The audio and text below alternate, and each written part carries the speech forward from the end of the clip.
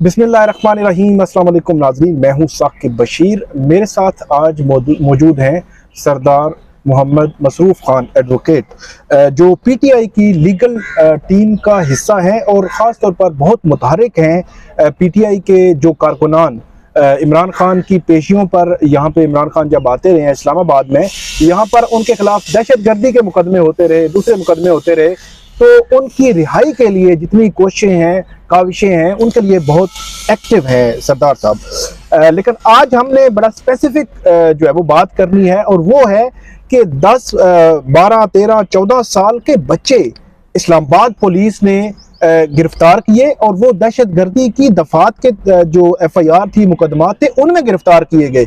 तो ये एक बड़ा गैर मामूली जो एक्ट है पुलिस का, जिस पर क्वेश्चन किया अदालत ने भी, आम पब्लिक ने भी। जो चेयरमैन पीटीआई इमरान खान, उन्होंने ट्वीट भी की थी, और बड़ा हैरान कौन था कि पुलिस ने दहशत गर्दी के मुकदमों में 12, 13, 14 साल के बच्चों को गिरफ्तार कर लिया है। सरदार साहब से पूछेंगे कि ये बच्चे थे कौन, कौन सी क्लास में पढ़ते थे, कब इनकी गिरफ्तारी हुई, अब क्या स्टेटस है, और क्या अदालत इस हवाले से कोई ऑर्डर जारी कर सकती है। सरदार साहब, बहुत शुक्रिया आपका। सबसे पहले तो ये बताइएगा कि ये बच्चे हैं कितने और किस केस में उनको गिरफ्तार किया गया था।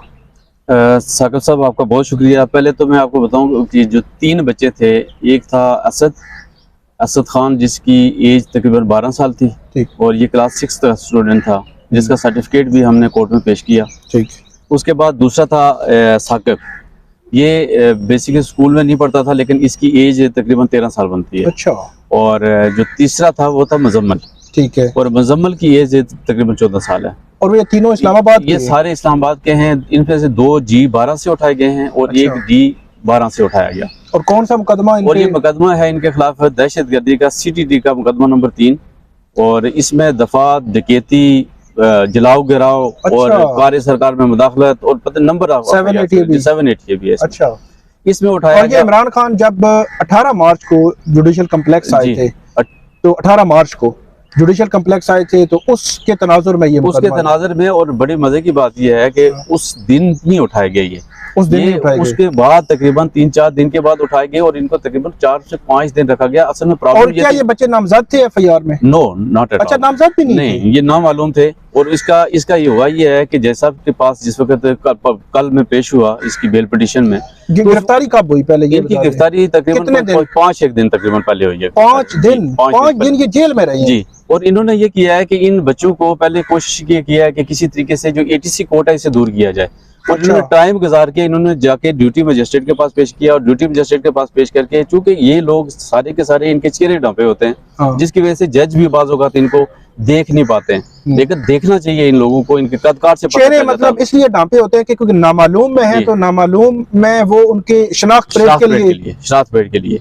और जिस वक्त कल में पेश हुआ इनकी बेल पिटीशन में, तो जज साहब ने ये कहा कि ये जिस वक्त मेरे पास पेश किए गए, तो यही प्रॉब्लम था कि मुझे नहीं इस बात का पता चला कि ये नाबालिगान है, ना किसी ने मुझे इस बारे में। अच्छा, जज साहब को पता ही नहीं, मतलब वो उनको बताया नहीं गया, पुलिस की नहीं बताया गया। और जज साहब ने कल बड़ा इसका स्ट्रिक्ट एक्शन लिया, और IO को ये कहा कि आप आज मुझे इसकी फैमिली ट्री देंगे, मैं इसको देख के अगर ये बच्चे अगर 14 से कम है तो मैं सबको डिस्चार्ज करूंगा। लेकिन एज यूजुअल जैसे पुलिस करती है, उन्होंने डिले टैक्सेस करना शुरू कर दिया। पहले 11 बजे का टाइम लिया।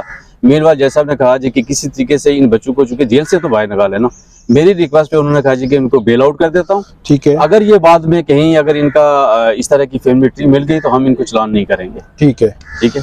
कितनी उनकी जमानत में, कितने 50,000 के उनके चलते हुए हैं, और हमने वो रिड्यूस करवा के एप्लीकेशन दे के हमने उसमें दिए तकरीबन 10,000 ईच बच्चे का हिसाब से जमा करवा के अल्हम्दुलिल्लाह वो रात को रिलीज हो गए, और वो वापस अपने घरों को आ गए। इसके अलावा एक और बच्चा भी है, शायद उसका मैं आपसे जरूरी समझता हूँ, एक उमर भी है। उमर वो कितनी एज का है? वो उसकी एज है 13 इयर्स है, लेकिन अच्छा। वो अभी तक शनाख्त परेड पे ही है। उसकी डेट शनाख्त परेड का मतलब ये है, हमारे आम नाज़रीन को पता नहीं होता कि शनाख्त परेड का मतलब ये है कि पुलिस ने घर से उठाया और अभी जेल में है।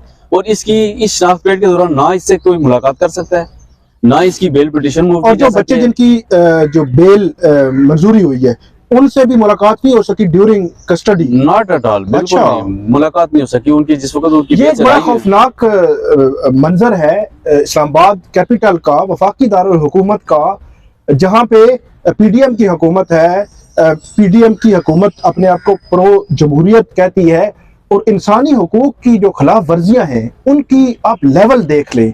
12, 13, 14 साल के 4 बच्चे दहशतगर्दी के मुकदमे में नामजद भी नहीं है, नामालूम के खाते में उनको उठाया जाता है, जेल उनको जो है वो वहां पे रखा जाता है और उनसे मुलाकात भी कोई नहीं कर सकता।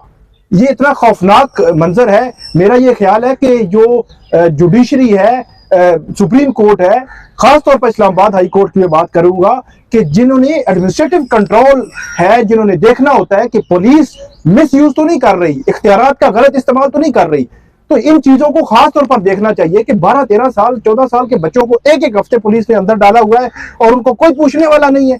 तो बहरहाल सरदार साहब, अगला मेरा सवाल ये है कि अब क्या होगा? जज साहब ने कहा है तफ्तीशी अफसर को, आप बताएं जी कितनी एज है उनकी? अगर उनकी अंडर एज मतलब 12, 13, 14 साल जो आपको उनके घर वालों ने बताई है तो ये निकल आती है, तो जज साहब को पुलिस के खिलाफ भी कोई एक्शन कर सकते हैं? बिल्कुल कर सकते थे, और जैसा आपने कहा भी ये कि मैं आपके खिलाफ एक्शन लूंगा अगर आप ये फैमिली ट्री पेश करेंगे। असल में पुलिस को प्रॉब्लम ये हो गई कि अब उनको पता है इस बात का कि ये एज 12 साल के, 13 साल के ये अंडर एज आ रहे हैं ये बच्चे, जिसकी वजह से ये खुद नहीं चाहते हैं कि जाके इनके सर्टिफिकेट देखें।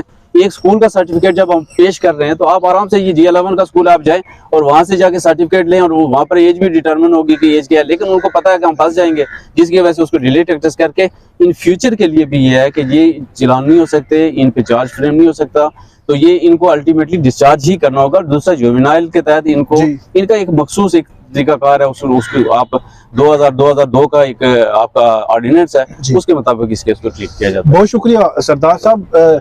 इस्लामाबाद की पुलिस ने, अगर मैं बात करूं रिसेंट पास्ट की, बहुत करीब की अगर बात करूं, तो पिछले 1-2 महीनों में इस्लामाबाद की पुलिस ने वो काम किया है जो आज तक नहीं देखा। सहाफियों पर ये तशद्दुद कर रहे हैं और सरेआम तशद्दुद कर रहे हैं।